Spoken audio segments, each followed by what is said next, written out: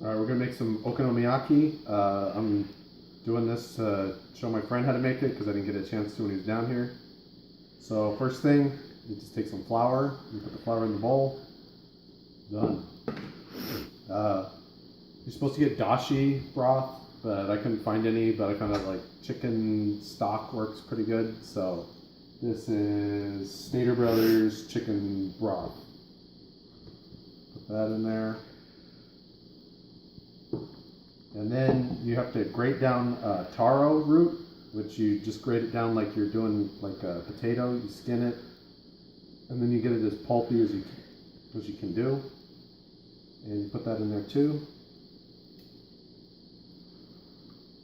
And you don't want to overdo it because there's like a really strong taste to it.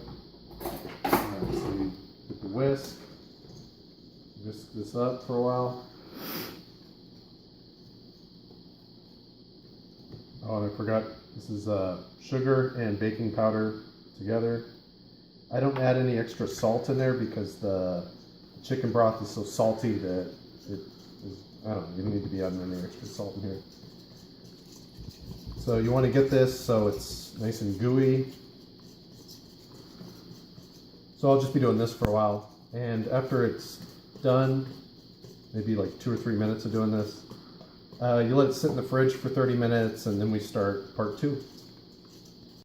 Okay, so this is part 2. This has had some time to sit around and thicken up a little bit. So what we have here is we have panko. This is cabbage that's chopped up. It's just the leafy parts. And I don't chop it like super thin. I leave it like kind of chunky. That way it's got some crunch to it. This is just green onion. And then I got 3 eggs here. So the idea is we're going to just throw some panko across the top. And then just grab a handful of this. And then we're going to mix it in there. See how that goes. Now I don't usually like exact measurements for this. It's just like, I don't know, I have to kind of just okay, that looks pretty battery. It's like covering all the pieces. So let's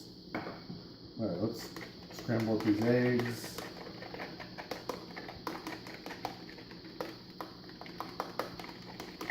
Alright, we got those pretty good. We can just kind of sprinkle them in there. Alright, so we're going to mix that up. Eggs all in there.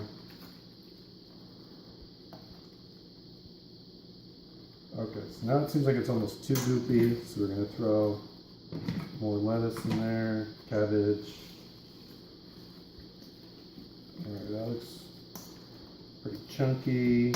And then we'll just do a little bit of the green onions in there. We want to, yeah, that works. All right, maybe we'll do a little more panko across the top. All right, that's pretty good.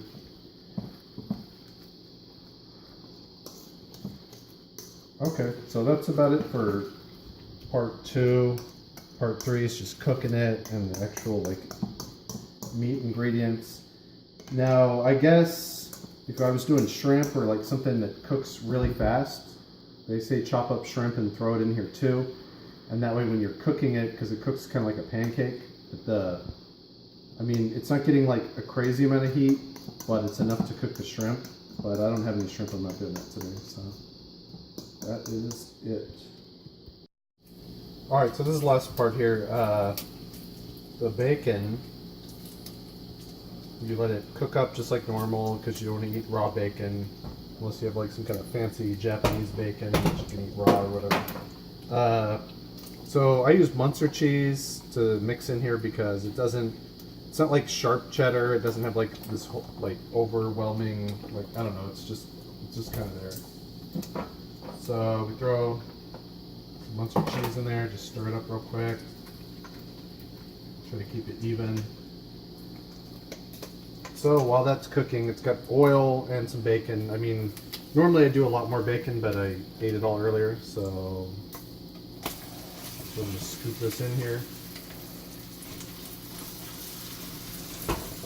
Now, even at a high temperature, this thing can cook forever and barely even seem like it's cooked. Something about the batter, I guess. I don't know. So just kind of shape it. I used to have a more flat grill that I cooked it on, but the pan seems to work even better. So,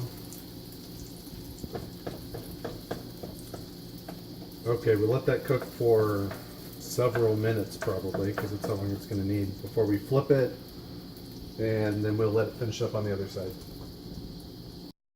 Okay, so we're going to flip this thing. So, the double spatula thing usually does not work, so I'm just going to do one. Alright, quickly, let's do this. Shit, we're going to need the second spatula. No, it's breaking apart. Yeah, success. Alright, so the bacon side, that's what it looks like. It's pretty well cooked. And we'll just let it go on that side for a little bit. I've never actually burned it to the point. It's always like a little gooey on the inside just because it cooks so freaking slow. And sometimes I get impatient and I just turn up the heat on it. But we're going to let it go for a little bit. And hopefully it should be done in the next 2 or 3 minutes.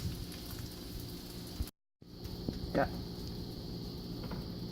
Alright, so that looks like it's it. I'm going to flip this thing one more time onto the plate. So, it's probably a little gooey in the center, but crunchy on the outside. So this is what you do to it, that anything that went wrong fixes it. You take a Q pie, some kind of Japanese mayonnaise. Pew pie. What is it? Pew pie? Pew pie. This is pew pie mayonnaise, I guess. And you make stripes on it. Okay, those stripes look pretty good. Maybe we need more than that. Okay, and then I have Tinkatsu sauce. I don't actually have Okonomiyaki sauce, but this is close. So we do the same thing. Stripe it. Okay. And the final thing, these are bonito flakes. There's some kind of dried fish that's been shaved. So, sprinkle them on there.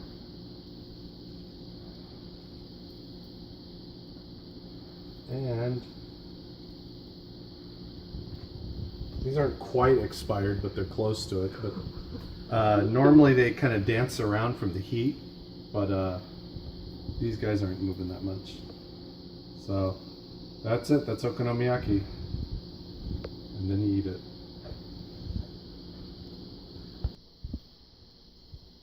Also, the bonito flakes are like catnip. The cats just go fucking nuts and they can't resist it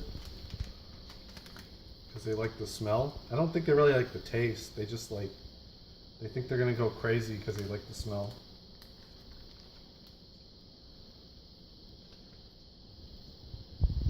Well, see, she doesn't like it now that she likes the smell, but she doesn't like the taste. Here, no? Okay.